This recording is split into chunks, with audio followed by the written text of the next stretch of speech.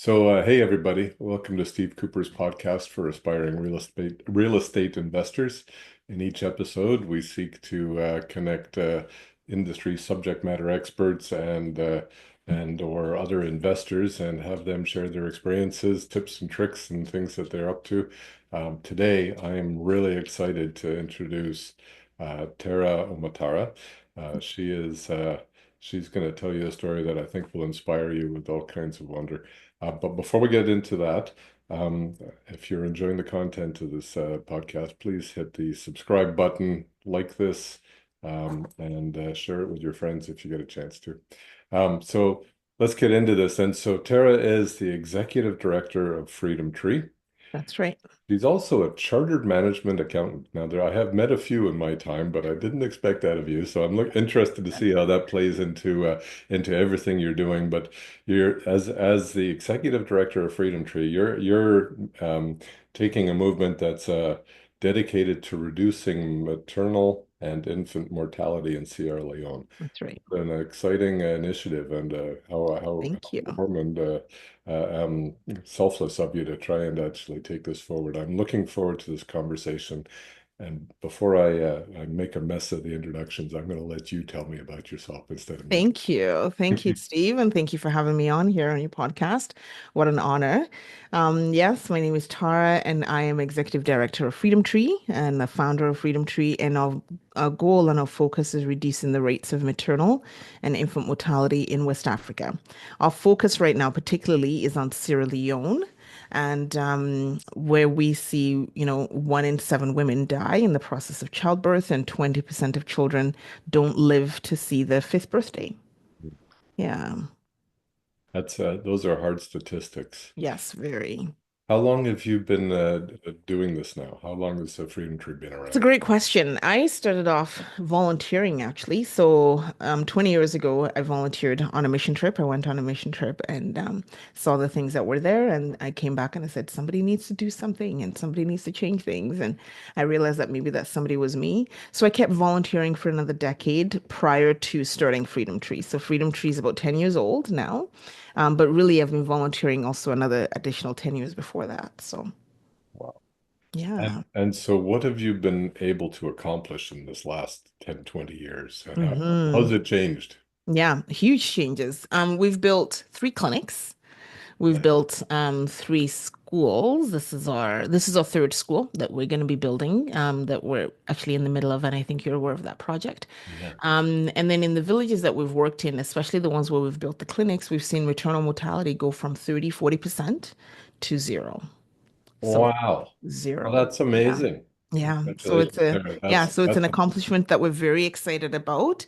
And in most of the communities that we work in, we see a drastic reduction in maternal and infant mortality. We see increase in the education rates. We see increase in togetherness of the community. We have a couple of different communities that have taken it upon themselves to, change the issues because of the way that we are working with them. And so the men are like, we're going to build a clinic, we're going to do this ourselves. And so we've seen, yeah, massive changes happen in the communities that we're in. This is great. This is great. Yeah, It comes back to, I think, they teach a man to fish, right? So you're now exactly. helping those communities learn to help themselves is what I. Absolutely. Everything we do is definitely very collaborative, very community based. If the community is not on board, we don't do it. And the model, like for example, this school that we're building right now, it's a collaboration between the government, the community, the chief and the elders, as well as the Department of Education and ourselves. And so all the stakeholders have, you know, a piece in there that they are responsible for so that it's not just us, pulling the strings and pulling the weight of the school and what's going to happen. And at the end of the day, what that means is that the project is not just long term, it's sustainable and it's stable. Well, this Yeah, this is amazing. Now you are also, if I look this up, you won the Calgary Peace Award. that's right. That in Yeah. association with Freedom Tree? Yeah, that was in association with Freedom Tree. So that was the YMCA Peace Award. They don't host it anymore, but they did it every year. And they would basically award this to a member of the community or an organization that was making a huge difference, either locally or internationally. And so we won that award about 10 years ago now. So yeah, Congratulations. That's thank you. amazing. Thank you very much. It was great to be recognized at a municipal level for something like that. Yeah, yeah, I bet. Hmm. So, I mean, one of the interesting things in all of my, as I try to understand, get my head wrapped around all of the magic that you're bringing together here, you're also a real estate investor. I mean, that's how That's I right. came to know you. That's right. So, That's how we met, right? that's it. So tell me. Yeah. I mean, I've definitely had a passion for real estate for many, many years. Like most of you, you buy your first home, or in my case, it was my first condo, and then you're experimenting with, what does that look like? If you rent out a room, and then maybe you pick up another one. And that's how I met you because we both joined Wealth Genius. And one of the things I'm passionate about, with regards to real estate is well, first, it's a good support, income wise for, the work that I'm doing in Sierra Leone. But also, I just love, I don't know, I get it. I understand. It's nice to sort of see the brick and mortar and the whole different moving pieces and work with tenants or with property managers or different people. And so that's quite exciting. I Yeah. think it's exciting too. I really do. Now,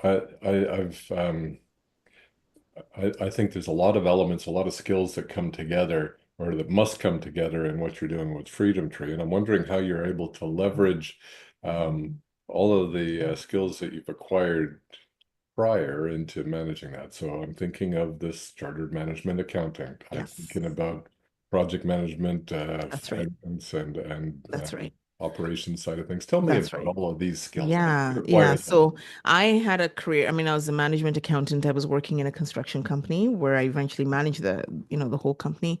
So that gave me a good background as well in construction, which I love and I understand. I'm one of the few people that actually loves doing renos.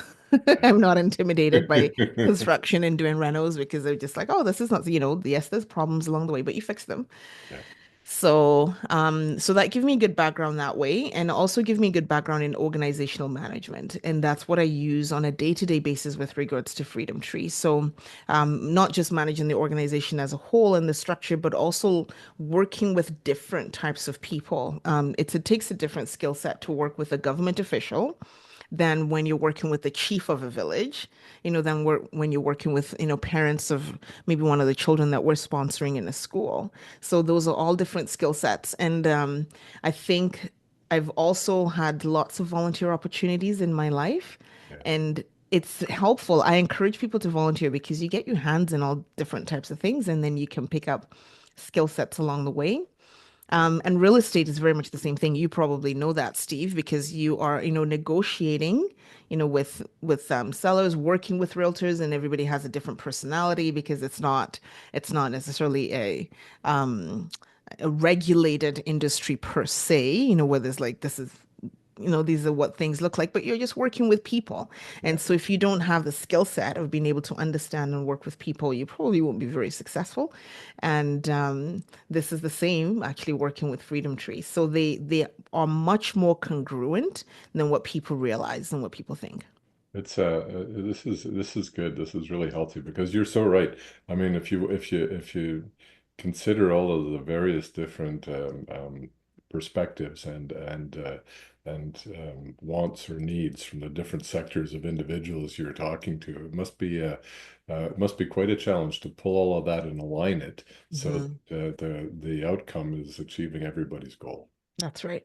That's right. Yeah. Oh, magic. And one of the things that I deal with in my regular job is working with customers that are in Southeast Asia or in the Eastern Canada or Western Canada. The time difference that Hmm. I'm working with on a daily basis is a lot of fun. It must, going to now Africa. You're on the other side of the clock always. That must be that must represent a huge challenge. It is a huge challenge getting over the jet lag. And it's not just the jet lag, it's actually just also the travel. So going to Sierra Leone can be sometimes 36 to 48-hour journey, from door to door. And so that can be quite challenging. And so yeah, there's some strategy. You should come with me sometime, Steve. We're Yeah, going in October, November, Wealth Genius trip. So Oh, you is that should right? jump on. Yes, Okay. that's right. Yeah. So Yeah. you are officially invited. Oh, So some of the strategies I use, the one great thing about Sierra Leone is that it's always very sunny and very bright. And so one of the strategies I use, I make sure that when I wake up in the morning or whenever it's daylight, I sit in the sun. Like, so just getting that melanin in and the sun on your skin just sends the signals to your body that, okay, it's daytime, even though it's nighttime where you came from. But if you stay inside and you pull the curtains, you're gonna fall asleep on that bed. And that helps to turn me around pretty quickly. yeah. I travel, I've traveled to Europe in the winter before. That one is hard because it's so dark there and there's no sun. Yeah. And so turning around can be very, very challenging. But Sierra Leone is not too bad. Yeah. So How, but it's more the tiredness from the journey. yeah. So, How about managing a project that's that far away? Like, well, hmm home base is Calgary, right? Home So base is Calgary. you're in Yeah. Calgary and you're now hmm trying to manage the construction of a school, for Yeah. instance, in the other side of Yeah. the world. Yeah. That's So again, these were skills that I learned, doing project management at the construction company that I worked in. Was learning how to manage projects from a distance. I mean, I did visit site regularly, but I had to come up with other ways of measuring what the project milestones and the success of the project without ever stepping foot on site because there were so many of them. I couldn't be on site constantly. And so connecting with the, superintendent or the staff and the Freedom Tree, we have about a dozen staff members in Sierra Leone. good. In our office. And so their job is to manage the project and then they report to me. And so we meet regularly, um, almost on a daily basis. We're talking, and then we have milestones. The same milestones that I put in place for the project is also how the same way that we're measuring things, and that has worked. So, I mean, this is going to be our sixth, major construction project in the country, and they've all been very successful. And this one, no different. We get better with them as we go along. So, So I think about the process for investing in real estate and it's such as finding opportunities and making sure the numbers work and raising capital and getting investors that are interested in investing in projects like that. yeah. You're dealing with a different kind of process as you're saying, okay, I'm going to build a school on the other side of the world. Um, but there's a lot of parallels, right? Um, Very much what's your so. process? Yeah. So our process is first of all establishing that there's a need in that community. So, we do that first because if there's no need, going there. And then we work with the community for a long time before we actually establish the project. Mhm. So, in this particular village, Blama, we were in there for 2 years doing other projects. So, we had a curriculum, a prenatal curriculum, and a postnatal curriculum. We have about a dozen kids, I mean, dozen to 20 kids that we sponsor in that community on a yearly basis for their education in the school. It gives us the opportunity to know the community. It gives us the opportunity to know how they work, how they do things, and also to see if those smaller projects are successful, then we can do something major together. Yeah. The other thing too is because our goal is a reduction of maternal and infant mortality, it has a many prong approach. Building a school is just not going to solve that problem. The community has to also choose other habits and things that are going to reduce maternal and infant mortality. And if we don't see that trend, then we don't go ahead with a big project. So Yeah. we actually work for 2 years. People say like it cost us $120,000 to build a school in that community. Yeah, which is actually, if you think about it, right, it's nothing, so cheap because how much would that cost in Canada? That would be a fortune over here. Yeah. That would, $120,000 would just be the painting cost in Canada, let alone the actual, construction cost. You And add a so few zeros. oh, yeah, exactly. But Yeah. I tell people, we probably spend twice that in the community prior to building the school, just to make sure that projects are successful, everything is okay. We build relationship, we establish really good boundaries. You also want to understand what's going on in the community. For example, are there factions, in the community? If somebody donates, we ensure that the land is always donated to us. We don't buy land for the project, so the community has to be invested in it. So we have to make sure that the land that's donated, is it in dispute? Is it sacred land? There's some of those things that you don't know that's going on with the community and is sort of underneath the surface, but You need to especially know if you it. need You to need know. to You know need to it. know because the indigenous communities can be quite the, they're not always so front presenting. You really have to get to know them. So they won't just spill the beans and tell you everything that's going on and happening in their life. You really need to dig and get to know them. So, and then once we do that and we're confident that our project will be successful, then we go ahead.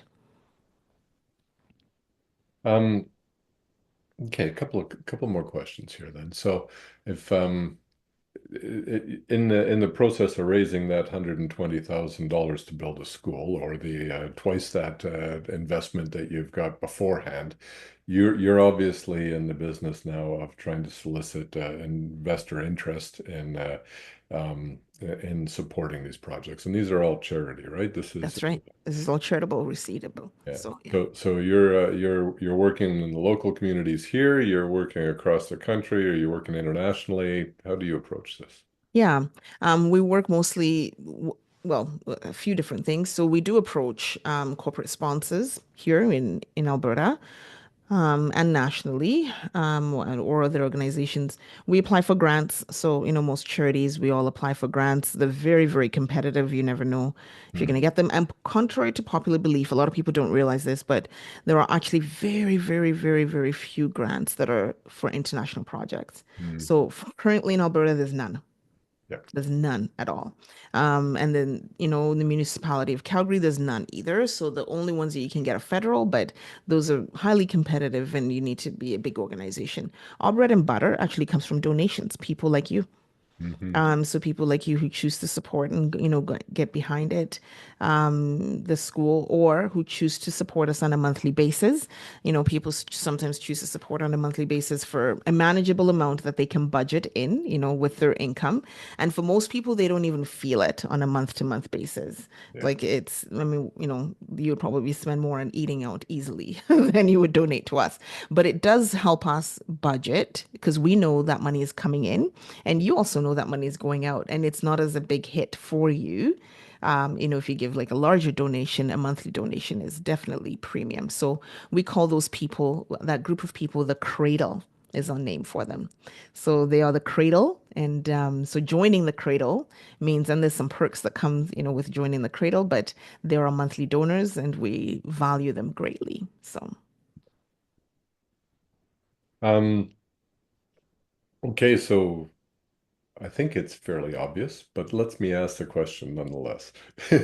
Why do you do this? What is it inside Tara that this is your goal? Why, or maybe there's more to it. What is your goal? Are you trying to yeah, seeing yeah. something beyond this? It's a great question because it's not an easy task to do, and Yeah. it has not been easy, all these years, to continue it. Um, I have an inner, how do I put it? A calling or a drive or, to be able to see the world a better place, specifically for women and for children. And I believe that the life that we have here on earth is fleeting. It's short. 90 years is very short compared to an eternity. And I believe that we ought to make a difference and have a legacy before we leave.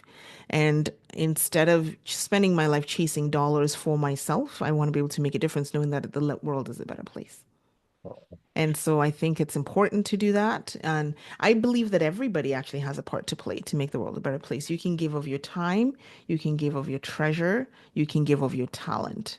And some people, maybe you're not called to do what I'm doing and physically go there, run a nonprofit, dedicate your life to it, do that kind of thing, but you can give. Most people can give, but the vast majority of people in the Western world are just wrapped up with chasing the almighty dollar for ourselves. And when you think of it at the end of the day, you die, you can't take those things with you. Even real estate that we accumulate, you can't take it with you. Like nobody has ever been buried with their house. Some in it. Yeah, there's somebody in it. And at the end of the day, I saw there was a quote the other day that I saw, and it got me thinking. And they said, in 100 years from now, that house that you built and and you were so passionate about and you lived in is going to belong to somebody else. They're probably going to knock down walls that you wouldn't like, renovate it, do something else because it's over 100 years old.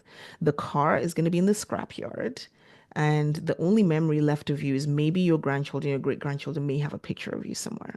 Yeah. but the things that you do and change will never leave, on the earth. And it made me, it really got me thinking. It's true. Like we hold so precious these things that we accumulate in our lives, but really, why? You can't take them with you. And at the end of the day, they don't make you happy. They don't fill you. They don't fulfill you. I have received more. People think that I'm amazing because of what I do in Sierra Leone. No, I'm not. I have actually received more from the people that I serve in Sierra Leone than I feel like I've given to them because they've taught me empathy, they've taught me compassion, they've taught me generosity. I've seen women give me big baskets of bananas and chicken and yam and eggs that she's harvested from her yard because that's all she has. She doesn't have a dollar to give me, but she's so thankful that her child did not die of malaria because the clinic is there.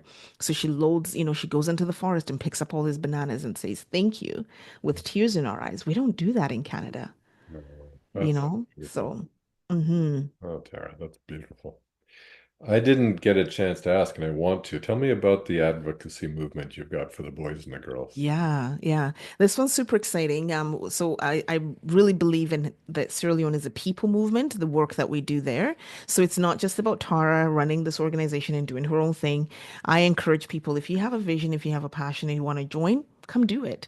And so this is what happened with the girls and boys advocacy movement is that there was a teacher here in Alberta. Her name is Ellen Bratton, and she was like, yeah, I have a passion to see girls actually be confident, have good self-esteem and be able to understand the options that they have for their future and grow in resiliency. And the same with boys. And so I said, sure, come, run this program, in Sierra Leone. So she developed it, wrote the curriculum and created it. And we have run it now for, I think, 7 years. And it's been extremely successful. We usually have on average, this year we have 60 boys and 60 girls. So 120 kids go through it. And so that's, yeah, about an average of what we have. Sometimes we have more. We'll have 90 of each, which is 180. But this year we kind of kept it a little bit smaller because we're piloting the boys program. And the result of it is that we have girls that come out who have never, this is a country that there is still well, there's misogyny everywhere, but there's a mentality girls that's sometimes not confident in the things that they want to do or even know how to approach those things that they want to do in life. And what we do is to help them build those resilience and to find their voice. And the same thing with the boys so that they can be better in our society in the future. So Beautiful. it's been extremely, extremely successful. And what we usually have is the graduates of the programs come back and teach the newer people who are going through. And so it's like a cycle that goes on. The kids are always so excited about it. And we get interns from the university, the local university as well, to help disseminate the program because they're similar in age as opposed to having a 40-year-old teach some, 12-year-old kids. If you have an intern, an 18-year-old from university, they're much more able to relate to each other. And these interns are paid a stipend. And so that's also really good for the economy and for the experience for these interns from the local university. And they do the work. So, That's beautiful. I love it. mhm. I recently hosted the Ultimate Teen Entrepreneur event here in Abbotsford and had a chance to have 28 children spend the day learning something different. They learned about leadership and business management and financial literacy, and they got a bit of chance to do some public speaking. Right. It's this just sort of filled me up. I just couldn't get enough of that. It's so magical to actually watch kids do something outside of the regular curriculum. They all Yeah. sort of volunteered or were voluntold by their parents to attend. To attend. But but Yeah, very much so. I watched their faces light up through the course of the day. It was Mhm. magical. So Yeah. it must be that tenfold what you're doing in Sierra Leone. So Yes. tenfold. Thank you so much for joining me today, Tara. Thank you. Thank you, If Steve. people want to reach out to you and they feel like they want to donate or they want to just know more, how should they get in touch with you? The best way is through our website, www.freedomtree.ca. Perfect. So freedomtree.ca, and the donate button is right there in the orange on the top right-hand corner. And there's also a contact me page where they can send me an email if they want through there. Oh, I'm looking forward Yeah. to hearing how many people are responding to this podcast because for me, Yeah. it's opened my heart up. Love it. Thank you. Thank you, Steve. I appreciate that. Thank you so much for joining. Yeah. Yeah. Really well.